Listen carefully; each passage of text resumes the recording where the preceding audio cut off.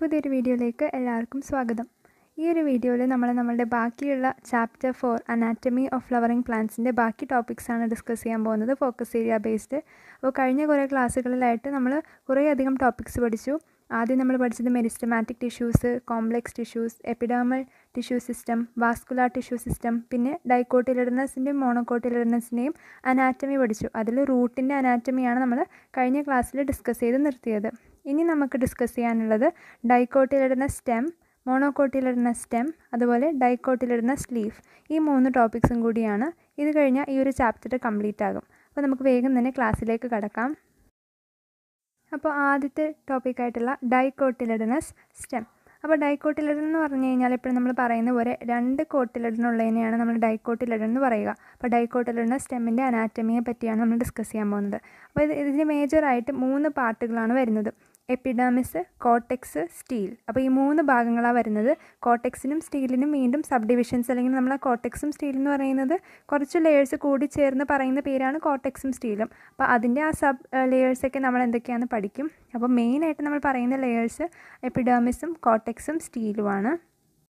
അപ്പോൾ നമ്മൾ ഡൈക്കോട്ടിലിഡനസ് റൂട്ടിൻ്റെയും മോണോക്കോട്ടിലിഡനസ് റൂട്ടിൻ്റെ കാര്യമൊക്കെ പറഞ്ഞപ്പോഴേക്കും അവിടെയും എപ്പിഡേർമിസ് തന്നെയാണ് ഔട്ടർ മോസ്റ്റ് ലെയറായിട്ട് വന്നത്. അപ്പോൾ ഇവിടെയും എങ്ങനെയാണ്? എപ്പിഡേർമിസ് is the outer most protective layer. പുറത്ത് കാണുന്ന പ്രൊട്ടക്റ്റ് ചെയ്യുന്ന ഒരു സംരക്ഷണം നൽകുന്ന ഒരു ലെയറാണ് എപ്പിഡേർമിസ് എന്ന് പറയുന്നത്. ആ ഒരു എപ്പിഡേർമിസ്, ഡൈക്കോട്ടിലിഡനസ് സ്റ്റെമ്മിൽ കാണുന്ന എപ്പിഡേർമിസ് ക്യൂട്ടിക്കിളുടെ ഒരു കുഞ്ഞ് ലെയർ വെച്ച് കവേർഡാണ്. നമ്മൾ എപ്പിഡേർമൽ ടിഷ്യൂ സിസ്റ്റം പഠിച്ചപ്പോൾ പറഞ്ഞു, ക്യൂട്ടിക്കിൾ എന്ന് പറഞ്ഞാൽ ഒരു വാക്സി ലെയറാണ്, വാക്സ് പോലെ ഇരിക്കുന്ന ലെയറാണ്. അതിൻ്റെ ഫങ്ഷൻ വാട്ടർ ലോസ്, ഈ ഇവാപ്പറേഷനും ട്രാൻസ്പിരേഷനും ഒക്കെ വഴിയുള്ള വാട്ടറിൻ്റെ ലോസ് അത് കുറയ്ക്കുക എന്നുള്ളതാണ്. അപ്പോൾ ഔട്ടർ മോസ്റ്റ് പ്രൊട്ടക്റ്റീവ് ലെയർ ആയിട്ടുള്ള എപ്പിഡേർമിസിൻ്റെ മേൽ ഒരു കുഞ്ഞ് ലെയർ ക്യൂട്ടിക്കിൾ കാണാൻ സാധിക്കും. ആ ക്യൂട്ടിക്കിളുടെ പുറത്ത് ട്രൈക്കോംസ് ഉണ്ടാകും. അതുപോലെ കുറച്ച് സ്റ്റൊമാറ്റയും കാണാൻ സാധിക്കും. ട്രൈക്കോംസ് എന്ന് പറഞ്ഞാൽ നമ്മൾ പറഞ്ഞു സ്റ്റെമ്മിൽ കാണുന്ന എപ്പിഡേർമൽ ഹെയറിനെയാണ് നമ്മൾ ട്രൈക്കോംസ് എന്ന് പറയുക. അപ്പോൾ ഈ ഒരു എപ്പിഡേർമിസിൻ്റെ മേളിൽ ട്രൈക്കോംസ് കാണാം, ഫ്യൂ സ്റ്റൊമാറ്റയും കാണാം. അത് ഏതിൻ്റെ കേസിലാണ്? ഡൈക്കോട്ടിലിഡനസ് സ്റ്റെമ്മിൻ്റെ കേസിലാണ്. അപ്പോൾ എപ്പിഡേർമിസ് കഴിഞ്ഞാൽ പിന്നെ വരുന്ന ലെയറാണ് കോർട്ടെക്സ്. അപ്പോൾ കോർട്ടെക്സ് എന്ന് പറഞ്ഞു കഴിഞ്ഞാൽ എപ്പിഡേർമിസിനും പെരിസൈക്കിളിനും ഇതിന് രണ്ടിനും ഇടയിൽ വരുന്ന മൾട്ടിപ്പിൾ ലെയേഴ്സ് ഓഫ് സ്റ്റെൽസ്, അതിനെയാണ് നമ്മൾ എന്ത് പറയുന്നത്? കോർട്ടെക്സ്. അപ്പോൾ എപ്പിഡേർമിസ്, ഇപ്പോൾ നമ്മൾ പറഞ്ഞ എപ്പിഡേർമിസ്, പിന്നെ നടുക്കോട്ട് പോകുമ്പോൾ പെരിസൈക്കിൾ എന്ന് പറയുന്ന ലെയർ ഉണ്ട്. ആ 2 ലെയേഴ്സിനിടയിൽ വരുന്ന പല സെൽസിൻ്റെയും ലെയേഴ്സിന് നമ്മൾ പറയുന്ന പേരാണ് കോർട്ടെക്സ്. ഈ കോർട്ടെക്സിനെ തന്നെ നമ്മൾ 3 സബ് സോൺസ് ആയിട്ട് തിരിച്ചിട്ടുണ്ട്. അല്ലെങ്കിൽ ഈ കോർട്ടെക്സിൽ 3 സബ് സോൺസ് ആണ് നമുക്ക് കാണുന്നത്, 3 സബ് ലെയേഴ്സ് പോലെ. അപ്പോൾ ആ സബ് സോൺസിൻ്റെ പേര് ഏതൊക്കെയാണ്? ഹൈപ്പോഡേർമിസ്, കോർട്ടിക്കൽ ലെയേഴ്സ്, എൻഡോഡേർമിസ്. അപ്പോൾ കോർട്ടെക്സിൻ്റെ 3 സബ് സോൺസ് ഏതൊക്കെയാണ്? ഹൈപ്പോഡേർമിസ്, കോർട്ടിക്കൽ ലെയേഴ്സ്, എൻഡോഡേർമിസ്. അപ്പോൾ എൻഡോഡേർമിസ് നമ്മൾ ഡൈക്കോട്ടിലിഡനസ് റൂട്ട് പഠിച്ചപ്പോഴും പറഞ്ഞിരുന്നു. അപ്പോൾ ഇവിടെയും എൻഡോഡേർമിസ് കാണാം. അപ്പോൾ എന്താണ് അവിടെ? എൻഡോഡേർമിസ് എന്തായിരുന്നു? കോർട്ടെക്സിൻ്റെ ഏറ്റവും ഇന്നർ മോസ്റ്റ് ലെയർ ആയിരുന്നു അല്ലേ? ഇവിടെയും അത് തന്നെയാണ്. ഇനി നമുക്ക് ഈ ഓരോ സബ് സോൺസിനെയും വിശദമായി നോക്കാം.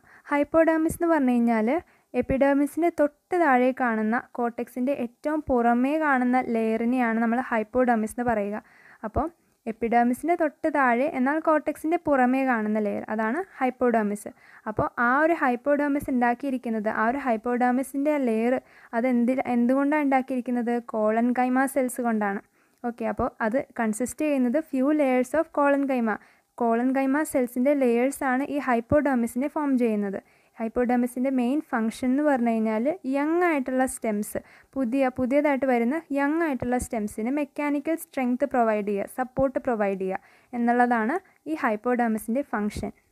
അടുത്തതാണ് കോർട്ടിക്കൽ ലെയേഴ്സ്. അപ്പോൾ കോർട്ടിക്കൽ ലെയേഴ്സ് എന്ന് പറഞ്ഞാൽ എന്തായിരിക്കും?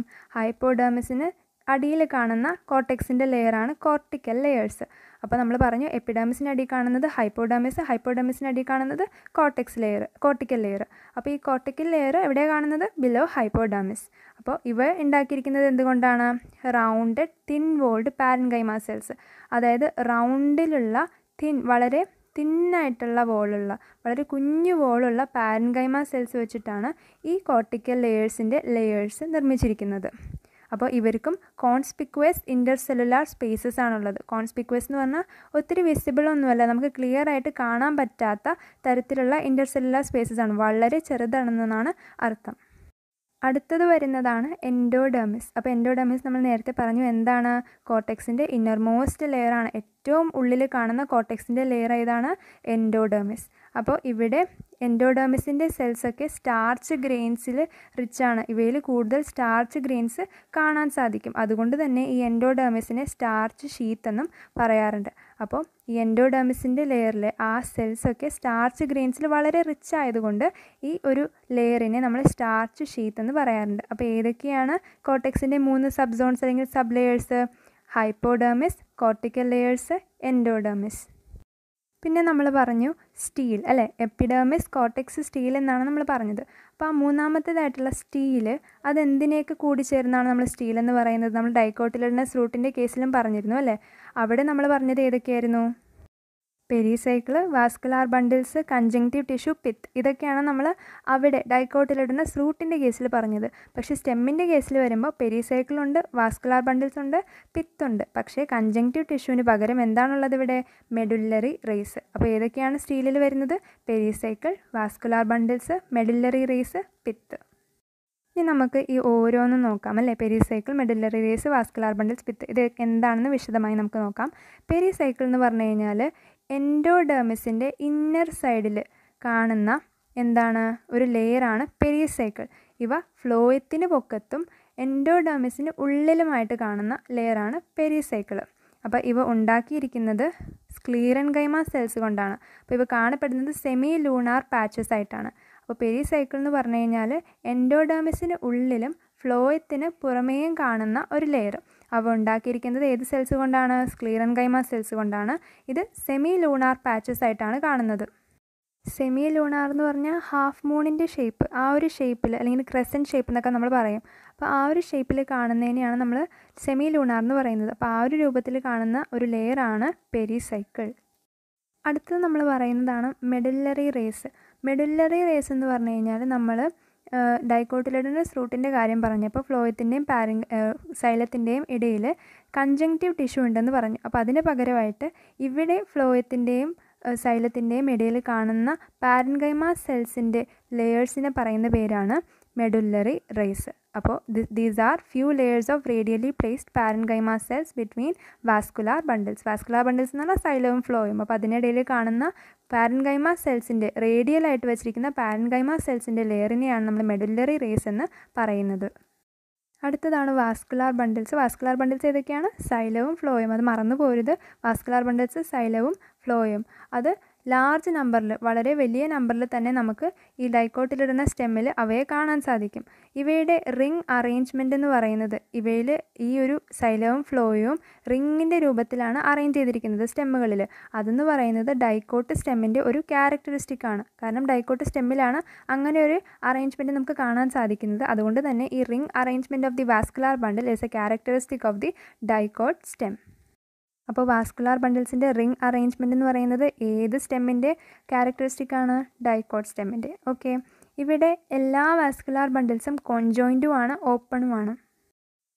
നമ്മൾ കഴിഞ്ഞ ക്ലാസ്സിൽ കോൺജോയിൻ്റ് ടൈപ്പ് എന്താണെന്ന് പറഞ്ഞിരുന്നു. അതെന്തായിരുന്നു, സൈലവും ഫ്ലോയവും ഒരുമിച്ച് ജോയിൻ്റ്ലി സിറ്റുവേറ്റഡ് ആയിട്ട്, അതായത് ഒരേ റേഡിയസിൽ ജോയിൻ്റ് ആയിട്ട് സിറ്റുവേറ്റ് ചെയ്ത് കാണുവാണെങ്കിൽ നമ്മളതിനെ കോൺജോയിൻ്റ് ടൈപ്പ് വാസ്കുലാർ ബണ്ടിൽ എന്ന് പറഞ്ഞു. ഇനി ഓപ്പൺ ടൈപ്പ് എന്തായിരുന്നു, ക്യാമ്പിയം, സൈലത്തിൻ്റെയും ഫ്ലോയത്തിൻ്റെയും ഇടയിൽ ക്യാമ്പിയം ഉണ്ടെങ്കിൽ നമ്മളതിനെ ഓപ്പൺ ടൈപ്പ് എന്ന് പറഞ്ഞിരുന്നു. അപ്പോൾ ഡൈക്കോട്ട് സ്റ്റെമ്മിൽ കാണുന്ന വാസ്കുലാർ ബണ്ടിൽസ് കോൺജോയിൻറ്റുമാണ്, ഓപ്പണുമാണ്. ഇവിടുത്തെ പ്രോട്ടോസൈലം എൻഡാർക്കാണ്. എൻഡാർക്ക് എന്തായിരുന്നു, എൻഡാർക്ക് എന്ന് പറഞ്ഞാൽ പ്രോട്ടോസൈലം നടുക്കിലേക്കും, അതായത് സെൻറ്ററിലേക്കും, മെറ്റാസൈലം ബൗണ്ടറി അല്ലെങ്കിൽ പെരിഫറിയിലേക്കുമാണ് ലൈ ചെയ്യുന്നതെങ്കിൽ നമ്മളതിനെ എൻഡാർക്ക് പ്രൈമറി സൈലം എന്നാണ് പറഞ്ഞുകൊണ്ടിരുന്നത്. അപ്പോൾ ഇവിടുത്തെ പ്രോട്ടോസൈലം എൻഡാർക്കാണ്, അതായത് പ്രോട്ടോസൈലം നടുക്കാണ് നമുക്ക് കാണുന്നത്. അപ്പോൾ വാസ്കുലാർ ബണ്ടിൽസ് കുറേ എണ്ണത്തിൽ നമുക്ക് കാണാൻ സാധിക്കും. അതിൻ്റെ റിംഗ് അറേഞ്ച്മെൻറ്റ് ഡൈക്കോട്ട് സ്റ്റെമ്മിൻ്റെ ഒരു ക്യാരക്ടറിസ്റ്റിക് ആണ്. അതുപോലെ വാസ്കുലാർ ബണ്ടിൽസ് കോൺജോയിൻറ്റുമാണ്, ഓപ്പണുമാണ്. ഇവരുടെ പ്രോട്ടോസൈലം എൻഡാർക്കാണ്. അടുത്തതാണ് പിത്ത്. ഏറ്റവും നടുക്ക് കാണുന്ന റീജിയനാണ് എന്ത്, പിത്ത് എന്ന് പറയുന്നത്. അപ്പോൾ സ്റ്റെമ്മിൻ്റെ ഏറ്റവും സെൻട്രൽ പോർഷൻ ഏതാണ്, പിത്ത്. നമ്മൾ ഡൈക്കോട്ട് റൂട്ടിൻ്റെ കാര്യം പറഞ്ഞപ്പോഴും പിത്ത് തന്നെയായിരുന്നു അല്ലേ സെൻട്രൽ പോർഷൻ. മോണോക്കോട്ട് റൂട്ടിൻ്റെ കേസിലും അങ്ങനെ തന്നെയാണ്. അപ്പോൾ ഈ പിത്ത് ഉണ്ടാക്കിയിരിക്കുന്നത് റൗണ്ട് ഷേപ്പിലുള്ള പാരൻകൈമ സെൽസിന് വെച്ചിട്ടാണ്. ഇങ്ങനെ അറേഞ്ച് ചെയ്തിരിക്കുന്ന പാരൻകൈമ സെൽസിൻ്റെ ഇടയിൽ ലാർജ് ഇൻ്റർസെല്ലുലാർ സ്പേസ് നമുക്ക് കാണാൻ സാധിക്കും. ഇൻ്റർസെല്ലുലാർ സ്പേസ് എന്ന് പറഞ്ഞാൽ സെല്ലിൻ്റെ ഇടയിൽ കാണുന്ന സ്പേസിനെയാണ് നമ്മൾ ഇൻ്റർസെല്ലുലാർ സ്പേസ് എന്ന് പറയുന്നത്. അപ്പോൾ വളരെ ലൂസായിട്ടായിരിക്കും ഈ പാരൻകൈമ സെൽസ് പാക്ക് ചെയ്തിരിക്കുക. അതുകൊണ്ടാണ് അത്രയും സ്പേസ് വരുന്നത് അല്ലേ. അപ്പോൾ ഈ പിത്ത് ആണ് സ്റ്റെമ്മിൻ്റെ സെൻട്രൽ പോർഷൻ എന്ന് പറയുന്നത്. അവ ഉണ്ടാക്കിയിരിക്കുന്നത് റൗണ്ടഡ് പാരൻകൈമ സെൽസ് വെച്ചിട്ടാണ്. അതിനിടയിൽ ലാർജ് ഇൻ്റർസെല്ലുലാർ സ്പേസും നമുക്ക് കാണാൻ സാധിക്കും. ഇനി അടുത്തതാണ് മോണോകോട്ടിലിഡനസ് സ്റ്റെം. നമ്മൾ ഡൈക്കോട്ടിലിഡനസ് സ്റ്റെമ്മിൻ്റെ എല്ലാ കാര്യങ്ങളും ഡിസ്കസ് ചെയ്തു. അടുത്തതാണ് മോണോകോട്ട് സ്റ്റെം. അതിൻ്റെ അനാറ്റമി നമുക്ക് ഡിസ്കസ് ചെയ്യാം. മോണോകോട്ട് സ്റ്റെമ്മിൽ നമ്മൾ മെയിനായിട്ട് കാണുന്നത് ഹൈപ്പോഡെർമിസ്, വാസ്കുലാർ ബണ്ടിൽസ്, ബണ്ടിൽ ഷീത്ത്, ഗ്രൗണ്ട് ടിഷ്യൂ, ഇതൊക്കെയാണ് നമ്മൾ കാണുന്നത്. എന്തൊക്കെയാണ്? ഹൈപ്പോഡെർമിസ് ഉണ്ടാകും, വാസ്കുലാർ ബണ്ടിൽസ് ഉണ്ടാകും, ബണ്ടിൽ ഷീത്ത് ഉണ്ടാകും, ഗ്രൗണ്ട് ടിഷ്യൂ. അപ്പോൾ ഇവരുടെ ഹൈപ്പോഡെർമിസ് നമ്മൾക്ക് ആദ്യം പറയാം. ഹൈപ്പോഡെർമിസ് ഉണ്ടാക്കിയിരിക്കുന്നത് സ്ക്ലീറൻകൈമ വെച്ചിട്ടാണ്, സ്ക്ലീറൻകൈമ സെൽസ് വെച്ചിട്ടാണ്. അപ്പോൾ അതിന് നമ്മൾ എങ്ങനെ പറയും? Sclerenchymatous hypodermis. മോണോകോട്ടിലിഡനസ് സ്റ്റെമ്മിനുള്ള ഹൈപ്പോഡെർമിസ് എങ്ങനത്തെയാണ്? സ്ക്ലീറൻകൈമാറ്റിസ് ഹൈപ്പോഡെർമിസ് ആണ്. എന്നാൽ ഡൈക്കോട്ട് സ്റ്റെമ്മിൻ്റെ കാര്യം പറഞ്ഞപ്പോൾ അവരുടെ ഹൈപ്പോഡെർമിസ് എന്തുകൊണ്ടായിരുന്നു? കോളൻകൈമ സെൽസ് കൊണ്ടായിരുന്നു. അപ്പോൾ കോളൻകൈമാറ്റിസ് ഹൈപ്പോഡെർമിസ് ആയിരുന്നു അവിടെ ഉണ്ടായിരുന്നത്. ഇവിടെ സ്ക്ലീറൻകൈമാറ്റിസ് ഹൈപ്പോഡെർമിസ് ആണ്. അപ്പോൾ ഡിഫറൻസ് വെച്ച് പഠിക്കാൻ ശ്രമിക്കുക. അപ്പോൾ കുറച്ചുകൂടി നമുക്ക് ഓർത്തെടുക്കാൻ പറ്റും. അടുത്തത് ഇവരുടെ വാസ്കുലാർ ബണ്ടിൽസ് ആണ്. ഇവരുടെ വാസ്കുലാർ ബണ്ടിൽസ് എങ്ങനെയാണ്? സ്കാറ്റേർഡ് ആണ്. അതായത് ഇങ്ങനെ ചിതറി കിടക്കുന്ന തരത്തിലുള്ള വാസ്കുലാർ ബണ്ടിൽസ് ആണ്. ഇങ്ങനെ വെറുതെ സ്പ്രെഡ് ചെയ്ത് സ്കാറ്റർ ചെയ്ത് കിടക്കുന്ന വാസ്കുലാർ ബണ്ടിൽസ് അത് കുറേ എണ്ണമുണ്ട്. എന്നാൽ നമ്മൾ ഡൈക്കോട്ട് സ്റ്റെമ്മിൻ്റെ കേസിൽ പറഞ്ഞപ്പോൾ അതൊരു റിങ്ങിൻ്റെ രൂപത്തിൽ അറേഞ്ച് ചെയ്തിരിക്കുമായിരുന്നു. പക്ഷേ മോണോകോട്ട് സ്റ്റെമ്മിൻ്റെ കേസിലോ അതിനൊരു പ്രത്യേക അറേഞ്ച്മെൻ്റ് ഒന്നുമില്ല, അത് സ്കാറ്റേർഡ് ആയിട്ടാണ് കിടക്കുന്നത്. അപ്പോൾ ആ ഒരു ഡിഫറൻസ് മനസ്സിലാക്കുക. പിന്നെ അടുത്തത് ഏതാണ്? ബണ്ടിൽ ഷീത്ത്. ബണ്ടിൽ ഷീത്തും ഇവിടെ ഏത് സെൽസ് കൊണ്ടാണ് ഉണ്ടാക്കിയിരിക്കുന്നത്? സ്ക്ലീറൻകൈമ സെൽസ് കൊണ്ടാണ് ഉണ്ടാക്കിയിരിക്കുന്നത്. ഈ ബണ്ടിൽ ഷീത്താണ് ഈ വാസ്കുലാർ ബണ്ടിൽസിനെ എന്ത് ചെയ്യുന്നത്? കവർ ചെയ്യുന്നത്, അല്ലെങ്കിൽ അതിനെ സറൗണ്ട് ചെയ്ത് നിൽക്കുന്നത് ഈ ബണ്ടിൽ ഷീത്താണ്. ബണ്ടിൽ ഷീത്ത് നിർമ്മിച്ചിരിക്കുന്നത് എന്തുകൊണ്ടാണ്? സ്ക്ലീറൻകൈമാറ്റിസ് സെൽസ് കൊണ്ടാണ്. സ്ക്ലീറൻകൈമ സെൽസ് കൊണ്ടാണ് ബണ്ടിൽ ഷീത്ത് നിർമ്മിച്ചിരിക്കുന്നത്. പിന്നെ നമുക്ക് കാണുന്നത് എന്താണ്? Ground tissue. ഇവയുടെ ഗ്രൗണ്ട് ടിഷ്യൂ എങ്ങനത്തെയാണ്? വളരെ വലിയ കോൺസ്പിക്വസ് പാരൻകൈമാറ്റിസ് ഗ്രൗണ്ട് ടിഷ്യൂ ആണ് ഇവർക്കുള്ളത്. വലിയ കോൺസ്പിക്വസ് പാരൻകൈമാറ്റിസ് ഗ്രൗണ്ട് ടിഷ്യൂ ഉണ്ടാക്കിയിരിക്കുന്നത് പാരൻകൈമ സെൽസ് കൊണ്ടാണ്. അങ്ങനെയുള്ള ഗ്രൗണ്ട് ടിഷ്യൂ ആണ് മോണോകോട്ട് സ്റ്റെമ്മിൽ കാണുന്നത്. അപ്പോൾ നമ്മൾ പറഞ്ഞത് ഹൈപ്പോഡെർമിസ്, വാസ്കുലാർ ബണ്ടിൽസ്, ബണ്ടിൽ ഷീത്ത്, ഗ്രൗണ്ട് ടിഷ്യൂ. അപ്പോൾ ഇവയുടെ വാസ്കുലാർ ബണ്ടിൽസ് കോൺജോയിൻ്റ് ആണ്, പക്ഷേ ക്ലോസ്ഡ് ആണ്. ക്ലോസ്ഡ് എന്ന് പറഞ്ഞാൽ കാമ്പിയം ആബ്സെൻ്റ് ആയിരിക്കും. അവയുടെ സൈലത്തിൻ്റെയും ഫ്ലോയത്തിൻ്റെയും അല്ലെങ്കിൽ വാസ്കുലാർ ബണ്ടിൽസിൻ്റെ ഇടയിൽ നോക്കിക്കഴിഞ്ഞാൽ കാമ്പിയം നമുക്ക് കാണില്ല. അങ്ങനെയുള്ളതിനെയാണ് നമ്മൾ ക്ലോസ്ഡ് വാസ്കുലാർ ബണ്ടിൽ എന്ന് പറയുക. ഇവരുടെ കോൺജോയിൻ്റ് ആണ്, പക്ഷേ ക്ലോസ്ഡ് ആണ്. ഡൈക്കോട്ട് സ്റ്റെമ്മിൻ്റെ കേസിൽ പറഞ്ഞപ്പോൾ അവിടെ കോൺജോയിൻ്റ് ആയിരുന്നു, പക്ഷേ എന്തായിരുന്നു? ഓപ്പൺ വാസ്കുലാർ ബണ്ടിലായിരുന്നു. ഇവിടെ ക്ലോസ്ഡ് ആണ്. ഇവരുടെ മറ്റൊരു പ്രത്യേകത എന്ന് പറഞ്ഞാൽ പെരിഫറൽ വാസ്കുലാർ ബണ്ടിൽസ്, അതായത് പെരിഫറിയിൽ അല്ലെങ്കിൽ ബൗണ്ടറിയിൽ കാണുന്ന വാസ്കുലാർ ബണ്ടിൽസ് നടുക്ക് കാണുന്നതിനേക്കാളും ചെറിയ വാസ്കുലാർ ബണ്ടിൽസാണ്. അതായത് നടുക്ക് കാണുന്നതാണ് ബൗണ്ടറിയിൽ കാണുന്നതിനേക്കാളും വലുത്. അപ്പോൾ peripheral vascular bundles are smaller than centrally located ones. പിന്നെ മറ്റൊരു കാര്യം എന്താണെന്ന് വെച്ച് കഴിഞ്ഞാൽ ഇവരുടെ വാസ്കുലാർ ബണ്ടിൽസിലെ ഫ്ലോയം പാരൻകൈമ കാണില്ല. ഇവരുടെ phloem parenchyma will be absent. പക്ഷേ വാസ്കുലാർ ബണ്ടിൽസിന് ഒരു അഡീഷണൽ ക്യാവിറ്റി ഉണ്ടാകും. എന്തായിരിക്കും? വാട്ടർ കണ്ടെയ്നിങ് ആയിട്ടുള്ള ഒരു അഡീഷണൽ ക്യാവിറ്റി വാസ്കുലാർ ബണ്ടിൽസ് ഉണ്ടാകും. അപ്പോൾ വാസ്കുലാർ ബണ്ടിൽസിൽ ഫ്ലോയും പാരൻകൈമ കാണില്ല. അതിന് പകരമായിട്ട് ഒരു അഡീഷണൽ ആയിട്ടുള്ള ഒരു വാട്ടർ കണ്ടെയ്നിങ് ക്യാവിറ്റി, വാട്ടർ നിറച്ചിട്ടുള്ള ഒരു ക്യാവിറ്റി ആ വാസ്കുലാർ ബണ്ടിൽസ് കാണാൻ സാധിക്കും. അപ്പോൾ ഇത്രയേ ഉള്ളൂ മോണോകോട്ടിലിഡനസ് സ്റ്റെം. അടുത്തതാണ് ഡൈക്കോട്ടിലിഡനസ് ലീഫ് അല്ലെങ്കിൽ ഡോഴ്സി വെൻട്രൽ ലീഫ് എന്ന് നമ്മളതിനെ പറയാറുണ്ട്. ഡോഴ്സി വെൻട്രൽ എന്ന് പറഞ്ഞു കഴിഞ്ഞാൽ രണ്ട് സർഫസസും, ഇപ്പോൾ ഈ ഒരു ലീഫ് എടുത്തു കഴിഞ്ഞാൽ അതിൻ്റെ രണ്ട് സർഫസ്, അപ്പർ സർഫസും ലോവർ സർഫസും എടുത്തു കഴിഞ്ഞാൽ വളരെ ഡിഫറെൻ്റ് ആയിരിക്കും. സ്ട്രക്ചറിലായാലും നമ്മളതിനെ നോക്കിക്കഴിഞ്ഞാൽ അതിൻ്റെ അപ്പിയറൻസിലായാലും ഡിഫറൻസ് കാണിക്കുന്ന അങ്ങനെയുള്ള ലീഫ്സിനെയാണ് നമ്മൾ ഡോഴ്സി വെൻട്രൽ ലീഫ് എന്ന് പറയുന്നത്. അപ്പോൾ ഡൈക്കോട്ടിലിഡനസ് ലീഫിനെ എന്തെന്നും പറയാറുണ്ട്? Dorsey ventral leaf. ഈ ഒരു ഡൈക്കോട്ട് ലീഫിൻ്റെ അല്ലെങ്കിൽ ഡോഴ്സി വെൻട്രൽ ലീഫിൻ്റെ വെർട്ടിക്കൽ സെക്ഷൻ എടുക്കുകയാണെങ്കിൽ, നമ്മൾ മൈക്രോസ്കോപ്പിന് അടിയിൽ വെച്ച് സെക്ഷൻ എടുത്ത് നോക്കുകയാണെങ്കിൽ നമുക്ക് 3 പാർട്സ് കാണാൻ സാധിക്കും. 3 മെയിൻ ആയിട്ടുള്ള പാർട്സ്. അതേതൊക്കെയാണ്? Epidermis, mesophyll, vascular system. അപ്പോൾ എപ്പിഡെർമിസ്, മീസോഫിൽ, വാസ്കുലാർ സിസ്റ്റം എന്നീ 3 പാർട്സാണ് നമുക്ക് ഒരു ഡൈക്കോട്ട് ലീഫിൻ്റെ സെക്ഷൻ എടുത്ത് നോക്കിയാൽ കാണാൻ സാധിക്കുന്നത്. ആദ്യത്തേതാണ് എപ്പിഡെർമിസ്. എപ്പിഡെർമിസ് ആണ് ലീഫിൻ്റെ അപ്പർ സർഫസും മുകളിൽ കാണുന്ന ഭാഗവും ലോവർ സർഫസും താഴെ കാണുന്ന ഭാഗവും കവർ ചെയ്യുന്നത്. അപ്പോൾ എപ്പിഡെർമിസ് ആണ് അപ്പർ സർഫസ്. അപ്പർ സർഫസിനെ നമ്മൾ അഡാക്സിയൽ എപ്പിഡെർമിസ് എന്നും ലോവർ സർഫസിനെ കവർ ചെയ്യുന്ന എപ്പിഡെർമിസിനെ നമ്മൾ അബാക്സിയൽ എപ്പിഡെർമിസ് എന്നും പറയാറുണ്ട്. അപ്പോൾ അഡാക്സിയൽ എപ്പിഡെർമിസും അബാക്സിയൽ എപ്പിഡെർമിസും, അഡാക്സിയൽ എന്ന് പറഞ്ഞാൽ അപ്പർ സർഫസിനെ, മുകളിൽ കാണുന്ന സർഫസിനെ കവർ ചെയ്യുന്ന എപ്പിഡെർമിസ്. അബാക്സിയൽ എപ്പിഡെർമിസ് എന്ന് പറഞ്ഞാൽ ലോവർ സർഫസിനെ, താഴെ കാണുന്ന സർഫസിനെ കവർ ചെയ്യുന്ന എപ്പിഡെർമിസ് ആണ്. അപ്പോൾ എപ്പിഡെർമിസ് അപ്പർ സർഫസിനെയും ലോവർ സർഫസിനെയും എന്ത് ചെയ്യാറുണ്ട്? കവർ ചെയ്യാറുണ്ട്. ഈ എപ്പിഡെർമിസിന് ഒരു കോൺസ്പിക്യുവസ് ആയിട്ടുള്ള ക്യൂട്ടിക്കിൾ ഉണ്ടാകും. അപ്പോൾ ഈ എപ്പിഡെർമിസിന് ഒരു കോൺസ്പിക്യുവസ് ആയിട്ടുള്ള ക്യൂട്ടിക്കിൾ കാണും. നമ്മൾ എപ്പിഡെർമൽ ടിഷ്യൂ സിസ്റ്റം പഠിച്ചപ്പോൾ ക്യൂട്ടിക്കിൾ ഉണ്ടാകുമെന്ന് പറഞ്ഞു. അപ്പോൾ ഡൈക്കോട്ട് ലീഫിൻ്റെ കേസിലും എന്തുണ്ടാകും? ഒരു കോൺസ്പിക്യുവസ് ക്യൂട്ടിക്കിൾ ഉണ്ടാകും. പിന്നെ ഒരു പ്രത്യേകത എന്ന് പറഞ്ഞു കഴിഞ്ഞാൽ അബാക്സിയൽ എപ്പിഡെർമിസിലായിരിക്കും കൂടുതൽ സ്റ്റൊമേറ്റ കാണുക. അബാക്സിയൽ എന്ന് പറഞ്ഞാൽ ലോവർ സർഫസിൽ കാണുന്ന, താഴെ കാണുന്ന എപ്പിഡെർമിസിനെയാണ് നമ്മൾ അബാക്സിയൽ എപ്പിഡെർമിസ് എന്ന് പറയുക. അപ്പോൾ അതിനായിരിക്കും മറ്റേതുമായിട്ട് കമ്പാരിറ്റീവ്ലി കൂടുതൽ സ്റ്റൊമേറ്റ കാണാൻ സാധിക്കുന്നത്. അപ്പോൾ ലീഫിൻ്റെ ലോവർ സർഫസ് അല്ലെങ്കിൽ താഴെ കാണുന്ന റീജിയനിലായിരിക്കും കൂടുതൽ സ്റ്റൊമാറ്റ ഉണ്ടാകുക. In adaxial epidermis stomata are fewer or absent. ഇപ്പോൾ പറഞ്ഞതുപോലെ അബാക്സിയലിൽ കൂടുതലും അഡാക്സിയലിൽ എന്തായിരിക്കും? ഒന്നുകിൽ കുറവായിരിക്കും അല്ലെങ്കിൽ ആബ്സെൻ്റ് ആയിരിക്കും, കാണാനേ സാധിക്കില്ല. രണ്ടാമത് നമ്മൾ പറഞ്ഞ മെയിൻ ഭാഗമായിരുന്നു മീസോഫിൽ. മീസോഫിൽ എന്ന് പറഞ്ഞു കഴിഞ്ഞാൽ അപ്പർ ലോവർ എപ്പിഡെർമിസ്, അല്ലെങ്കിൽ നമുക്ക് അഡാക്സിയലും അബാക്സിയലും അല്ലേ, അഡാക്സിയൽ അബാക്സിയൽ ഈ രണ്ട് എപ്പിഡെർമിസിനിടയിൽ കാണുന്ന ഒരു ടിഷ്യൂവിനെയാണ് നമ്മൾ മീസോഫിൽ എന്ന് പറയുന്നത്. അപ്പോൾ ഈ മീസോഫിൽ ഉണ്ടാക്കിയിരിക്കുന്നത് പാരൻകൈമ സെൽസ് വെച്ചിട്ടാണ്. അപ്പോൾ പാരൻകൈമ വെച്ചിട്ടുണ്ടാക്കിയിരിക്കുന്ന മീസോഫിലിൻ്റെ ഒരു ലെയർ നമുക്ക് എവിടെ കാണാൻ പറ്റും? അപ്പർ എപ്പിഡെർമിസിൻ്റെയും ലോവർ എപ്പിഡെർമിസിൻ്റെയും അല്ലെങ്കിൽ അബാക്സിയലും അഡാക്സിയലും ഈ രണ്ട് എപ്പിഡെർമിസിൻ്റെ ഇടയിൽ കാണാൻ സാധിക്കും.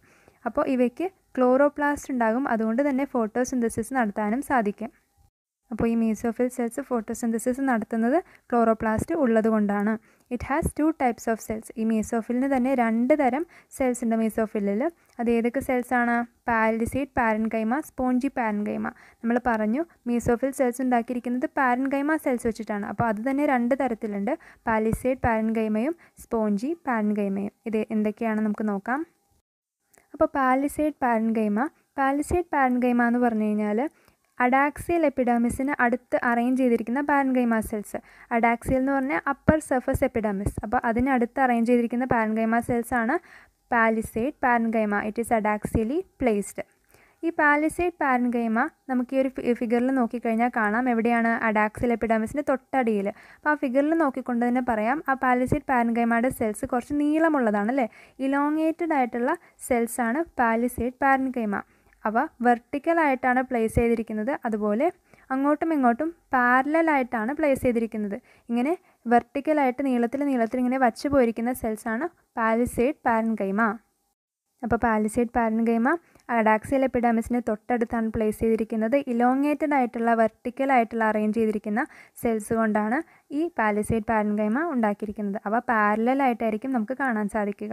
അടുത്തതാണ് സ്പോഞ്ചി പാരൻകൈമ. സ്പോഞ്ചി എന്ന് പറഞ്ഞാൽ ഇവിടെ കാണുന്ന റൗണ്ട് അല്ലെങ്കിൽ ഓവൽ ഷേപ്പിലുള്ള സെല്ലുകളാണ് സ്പോഞ്ചി പാരൻകൈമ സെൽസ്. അവ ലൂസായിട്ടായിരിക്കും അറേഞ്ച് ചെയ്തിട്ടുണ്ടാവുക. വളരെ ലൂസായിട്ട് അറേഞ്ച് ചെയ്തിരിക്കുന്നത് കൊണ്ട് തന്നെ ഇവരുടെ ഇടയിൽ വളരെ വലിയ സ്പേസുകളും വലിയ എയർ ക്യാവിറ്റീസും നമുക്ക് കാണാൻ സാധിക്കും. അപ്പോൾ വലിയ എയർ സ്പേസുകളും എയർ ക്യാവിറ്റീസൊക്കെ നമുക്ക് ഇവർ ലൂസായിട്ട് അറേഞ്ച് ചെയ്തിരിക്കുന്നത് കൊണ്ട് ഇവരുടെ ഇടയിൽ കാണാൻ സാധിക്കും. അപ്പോൾ ഇവ കാണുന്നത് പാലിസേഡ് സെൽസിൻ്റെ അടിയിലാണ്. നമ്മളിപ്പോൾ പറഞ്ഞ പാലിസേഡ് പാരൻകൈമയുടെ അടിയിലാണ് നമ്മൾക്ക് ഈ ഒരു സ്പോഞ്ചി പാരൻകൈമ കാണാൻ സാധിക്കുന്നത്. അത് ലോവർ എപ്പിഡെർമിസിന് അടുത്തായിരിക്കും ഇത് സിറ്റുവേറ്റ് ചെയ്തിട്ടുണ്ടാവുക. അപ്പോൾ സ്പോഞ്ചി പാരൻകൈമ ഓവൽ റൗണ്ട് സെൽസാണ്. അവ ലൂസായിട്ടായിരിക്കും അറേഞ്ച് ചെയ്തിട്ടുണ്ടാവുക, ലൂസ്ലി പാക്ഡ് ആയിരിക്കും. അങ്ങനെ ലൂസ്ലി പാക്ഡ് ആയതുകൊണ്ട് അവരുടെ ഇടയിൽ എയർ ക്യാവിറ്റീസ് അല്ലെങ്കിൽ സ്പേസസ് കാണാൻ സാധിക്കും. ഇവ ലോവർ എപ്പിഡെർമിസിന് അടുത്തായിട്ടായിരിക്കും സിറ്റുവേറ്റ് ചെയ്തിട്ടുണ്ടാവുക. മൂന്നാമത്തെ മെയിൻ ഭാഗമായിരുന്നു വാസ്കുലാർ സിസ്റ്റം. വാസ്കുലാർ സിസ്റ്റത്തിൽ നമുക്ക് വാസ്കുലാർ ബണ്ടിൽസ് കാണാൻ പറ്റും. അപ്പോൾ vascular system it includes vascular bundles. They can be seen in the veins and midribs. ഇപ്പോൾ ഈ വാസ്കുലാർ സിസ്റ്റം നമ്മൾ കാണുന്നത് ലീവ്സിൻ്റെ ആ വെയിൻസിലും മിഡ്രിബ് നമ്മൾ മോർഫോളജി ഓഫ് ഫ്ലവറിംഗ് പ്ലാന്റ്സിൽ എന്താണെന്ന് പറഞ്ഞു, ആ ഏറ്റവും പ്രൊമിനൻ്റ് ആയിട്ട് നടുക്ക് കൂടെ പോകുന്ന ആ ഒരു വെയിനിനെയാണ് നമ്മൾ എന്ത് പറയുന്നത്, വലിയൊരു വെയിന്, അതിനെയാണ് നമ്മൾ മിഡ്രിബ് എന്ന് പറയുന്നത്. അപ്പോൾ ഇതിലാണ് നമുക്ക് വാസ്കുലാർ സിസ്റ്റം കാണാൻ സാധിക്കുന്നത്.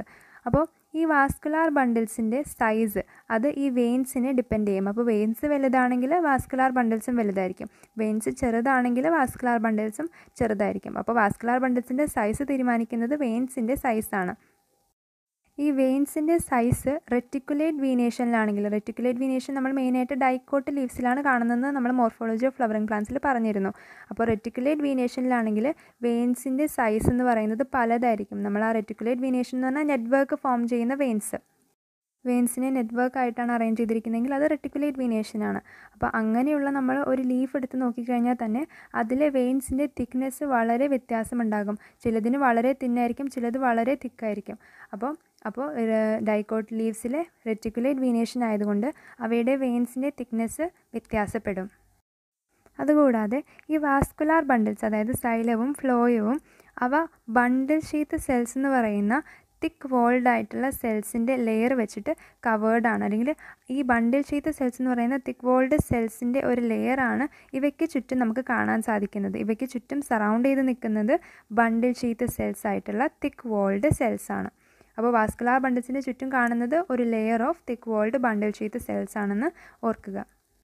ഇവിടെ നമുക്ക് പിക്ചറിൽ നോക്കിക്കഴിഞ്ഞാൽ കാണാം, ആ ബ്ലൂ കളർ റീജിയനും കുഞ്ഞ് റെഡ് കളർ കാണുന്നതുമാണ് വാസ്കുലാർ ബണ്ടിൽസ് കോൺസ്റ്റിറ്റ്യൂട്ട് ചെയ്യുന്നത്, സൈലവും ഫ്ലോയവും. അങ്ങനെ അതിന് ചുറ്റും അറേഞ്ച് ചെയ്തിരിക്കുന്ന ഗ്രീൻ കളർ സെൽസ് കണ്ടോ, അതാണ് ബണ്ടിൽ ഷീത്ത് സെൽസ്. അവയ്ക്ക് തിക്ക് വോൾസ് ആയിരിക്കും, അവയാണ് വാസ്കുലാർ ബണ്ടിൽസ് സറൗണ്ട് ചെയ്യുന്നത്.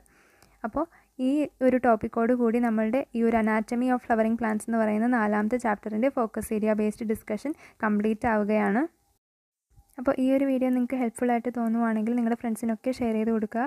ചാനൽ സബ്സ്ക്രൈബ് ചെയ്തിട്ടില്ലെങ്കിൽ സബ്സ്ക്രൈബ് ചെയ്യുക, ലൈക്ക് ചെയ്യുക വീഡിയോ. അതുപോലെ നിങ്ങൾക്ക് എന്തെങ്കിലും സജഷൻസോ ഡൗട്ട്സോ അഭിപ്രായങ്ങളോ ഒക്കെ ഉണ്ടെങ്കിൽ നിങ്ങൾക്ക് കമൻറ്റ് ബോക്സിൽ പറയാം. അപ്പോൾ ഇനി നമുക്ക് അടുത്തൊരു ക്ലാസ്സിൽ കാണാം. Thank you for watching.